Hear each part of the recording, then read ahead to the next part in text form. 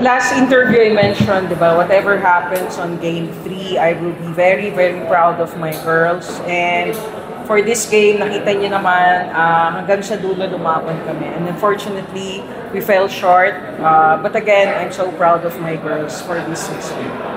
Alright, boys, open for Coach, this time around, ganun same scenario tulad ng last year, naghahabol kayo.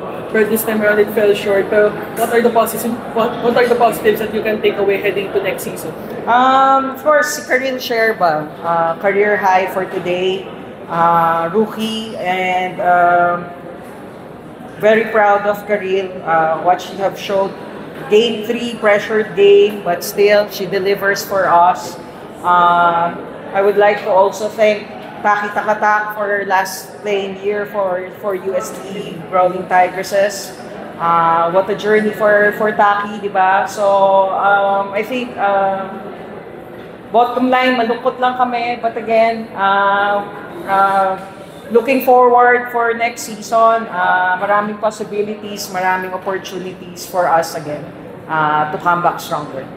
Coach, even as defending champions, you said heading towards the finals, kayo yung laging nag-aabot sa NU. And not just UST, of course, but the rest of the UAAP women's basketball teams. But siguro, looking at how the series transpired, how would you rate in terms of how close or how far is the team right now in achieving that goal of being at level with the powerhouse like NU? Siguro, number one, happy ako because of the impact that we've created, the UST-NU rival for the women's community. Ang daming nanood today, so very happy with that. In regards to kung nasaan na kami against NU, I think for the past how many years I've been in the Final Four, third time. For the past 6 years, I'm in the finals.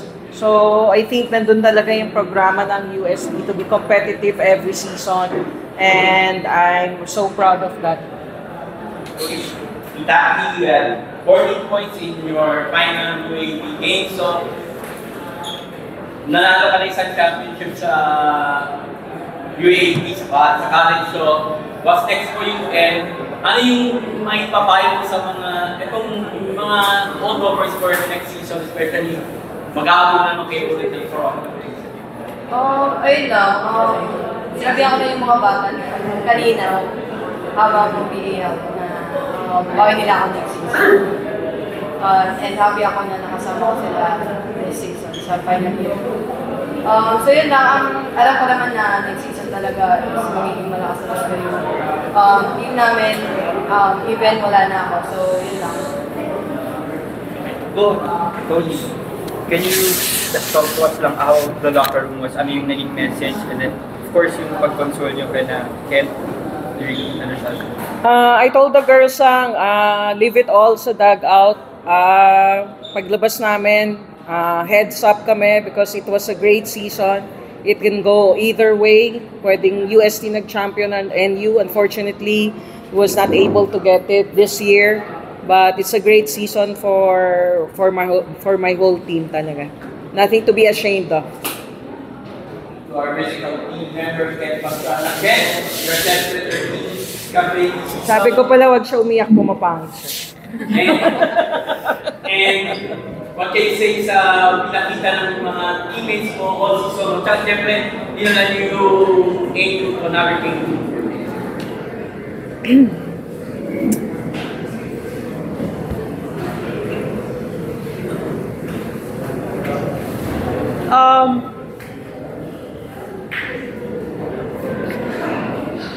Ano lang, sobrang proud na ako sa mga kasama ko kasi lumaban sila hanggang dulo.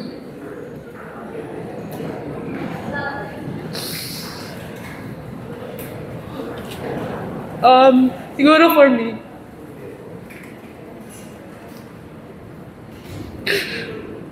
hindi ko sana naipaglag. Lalo na yung promise ko kay Taki na bibigyan ko siya ng magandang exit.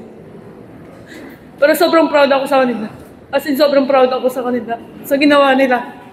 Kahit rookie sila, Kahit dihado kami, pinakita nila yung tapang nila na ilaban yung UST. Kaya sobrang thankful ako sa mga teammates ko at sa mga coaches na lumaban hanggang dulo. Ayun lang.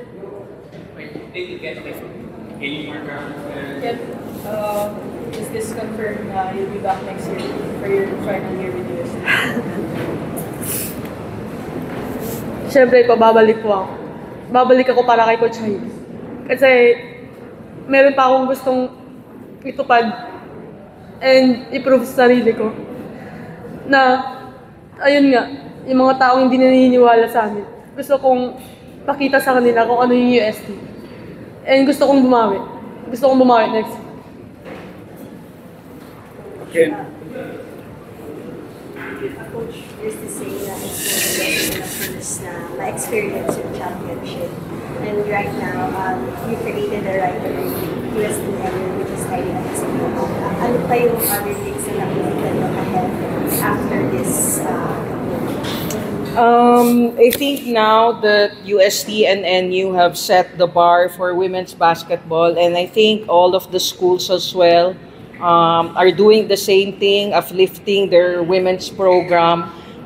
So I'm an advocate of women empowerment and women's basketball, and so I'm so happy na every season all the teams are leveling up their skills and their program for women's basketball.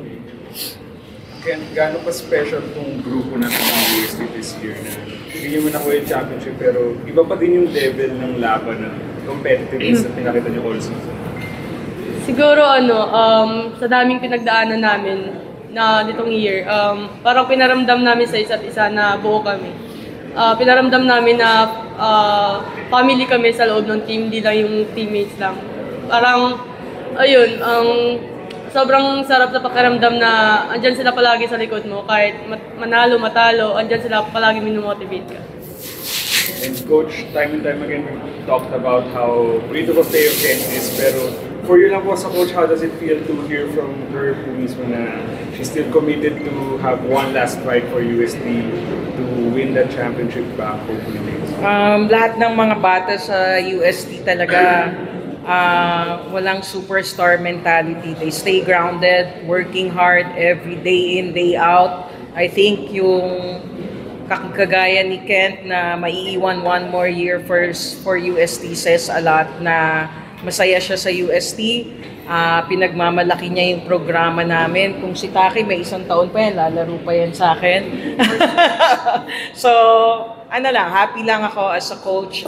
Again, nagpapasalamat ako sa buong UST community that went here to support and cheer for us. But unfortunately, we fell short.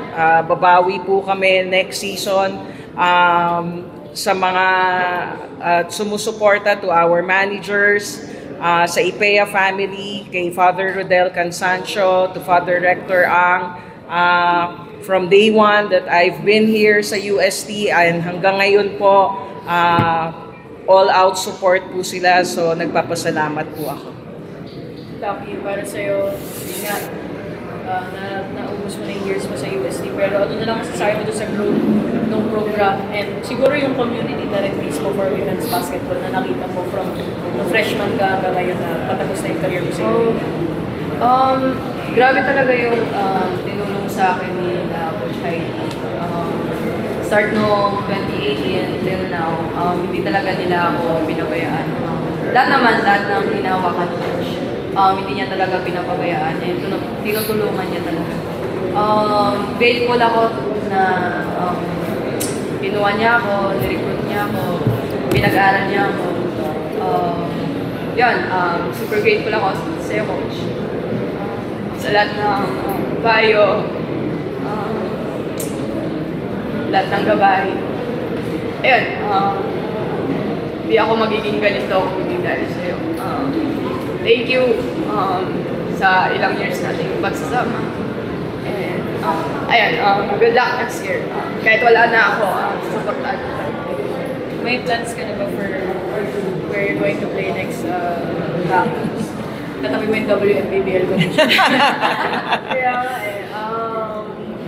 Wala pa. Wala pa naman. Wala pa naman. May 3x3 pa kami.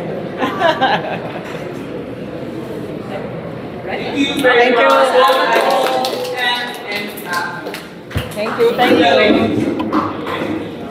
Thank you. Coach, thank you. Congrats.